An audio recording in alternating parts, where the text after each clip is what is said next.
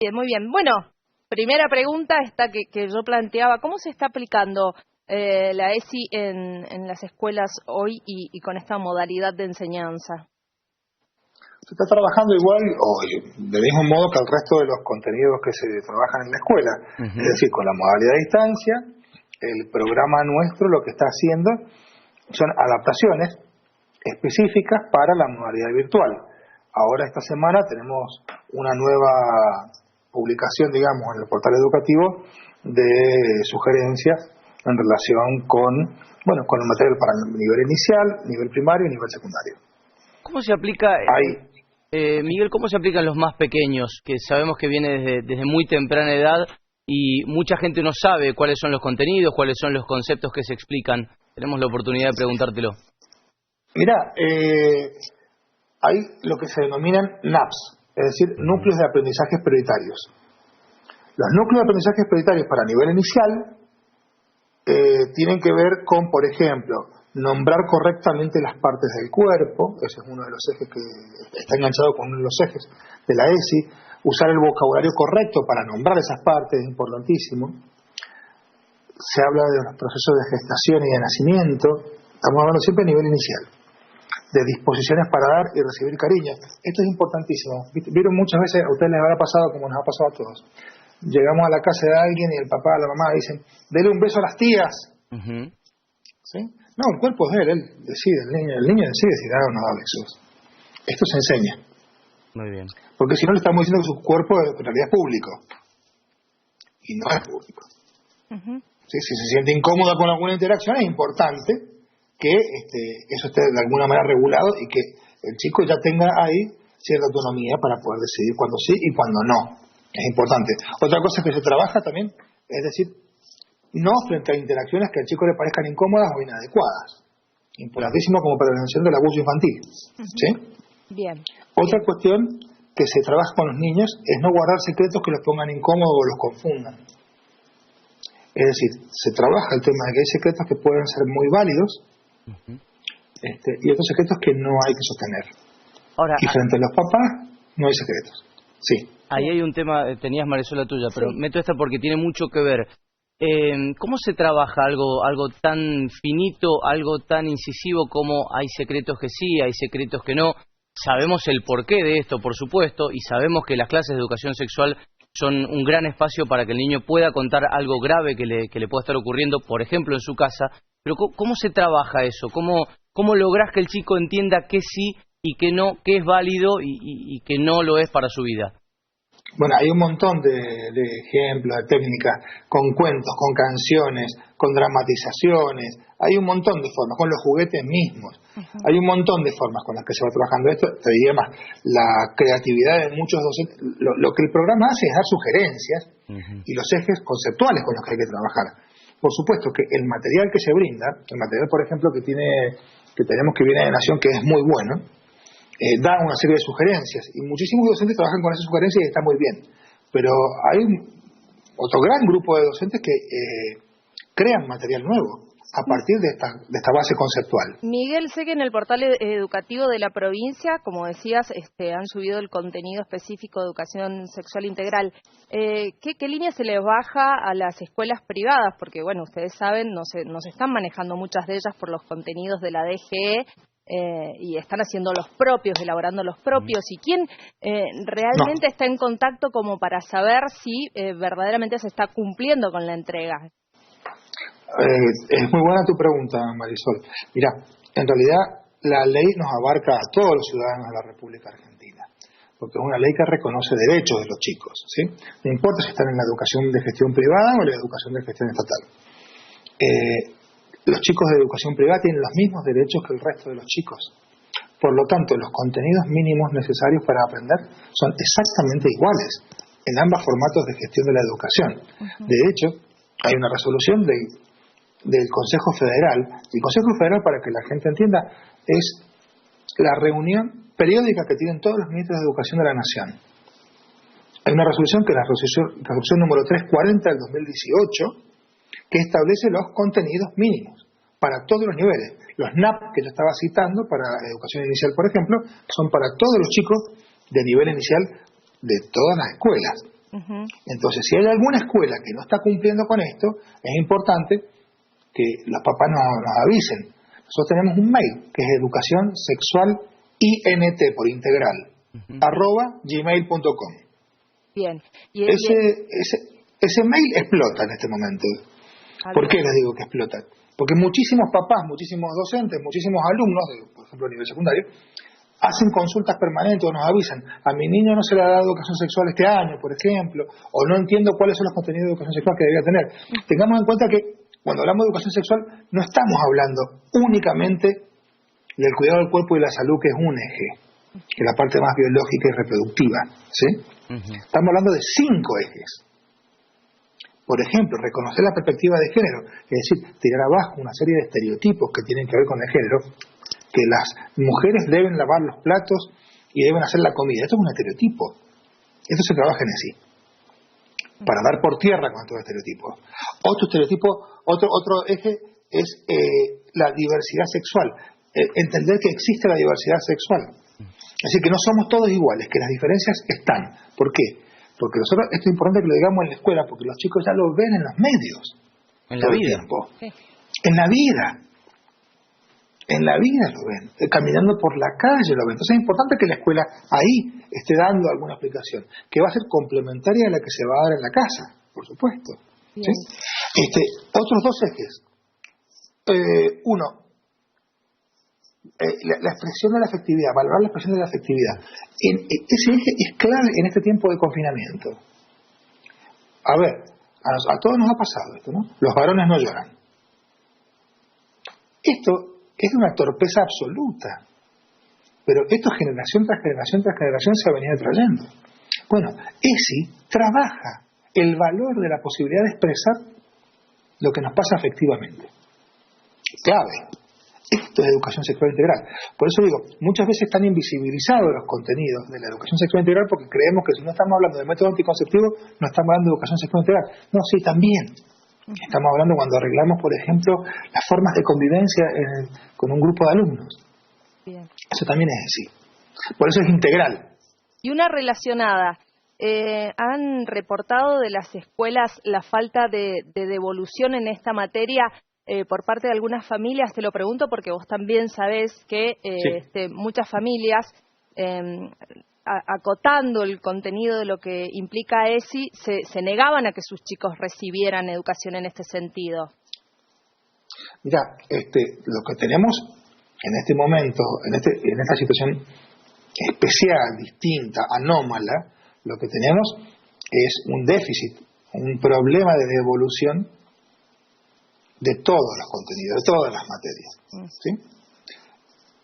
Eso la DGE en pleno está tratando de subsanarlo. De hecho, se viene subsanando. Les diría, el primer problema que teníamos al principio de este confinamiento era los chicos que quedaron desconectados. Sí. El segundo problema, cuando se empezó a solucionar esto de los chicos desconectados, que todavía quedan chicos desconectados, fue el de la devolución de las tareas. Y cuando hay problemas de devolución de tareas, no hay un problema con la devolución de las tareas de ESI, hay un problema con la devolución de las tareas de todas las tareas. Claro. ¿Sí? No hay una discriminación por contenido o por materia. Miguel, para que entendamos todos un poquito más de qué estamos hablando, qué está acá sobre la mesa, contanos cómo se está disponiendo ahora la ESI, porque en algún momento se dijo que todos los profesores en algún momento iban a tener que ocupar parte de su hora para darlo, es decir, que un profesor de lengua lo iba a dar. Después en algún momento se dispuso que solamente aquellos que abordaran el cursado y estuvieran habilitados para brindar la ESI. Después se pensó, te estoy hablando en estos últimos 14 o 15 años, me atrevería a decir más de 14, desde el 2005-2006, después se habló de que venía gente de afuera de los establecimientos a intentar brindarla, y con eso también no solo cambio de forma, sino cambio de currículas o de contenidos. ¿Qué es lo que estamos dando hoy y cómo fue cambiando eso? Bien, mira, buenísima la pregunta.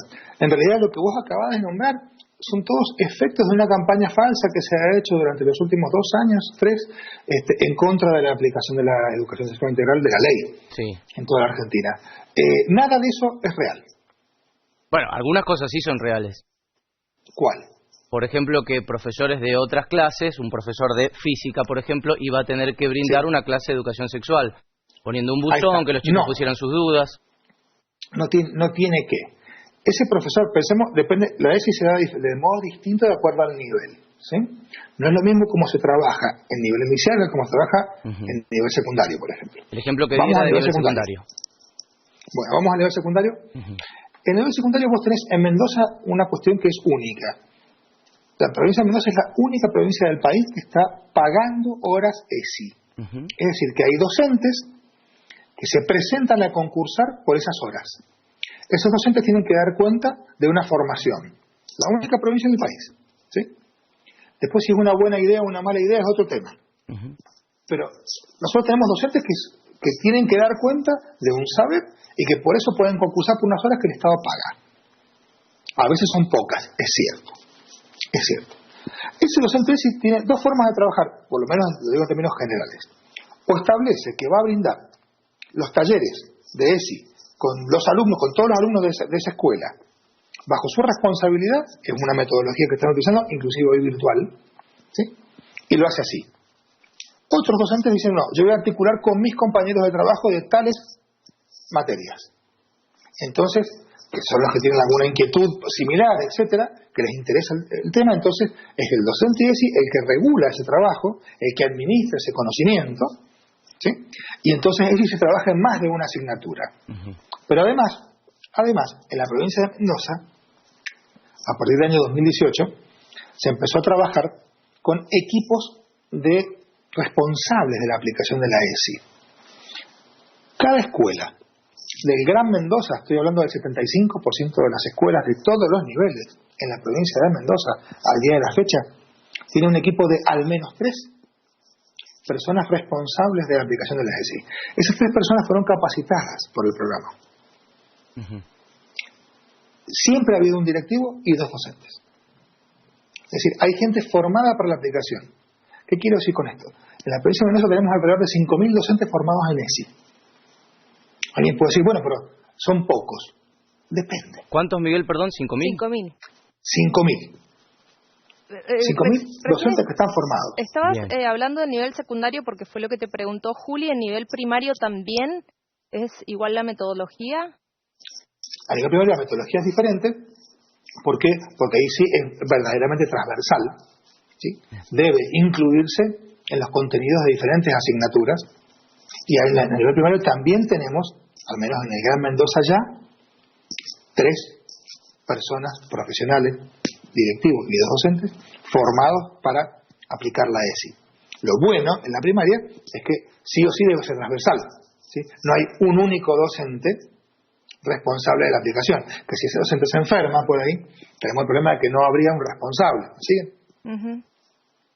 Bien. También la primaria sí. Perfecto. El nivel inicial comparte la metodología de la primaria. Bien, bien.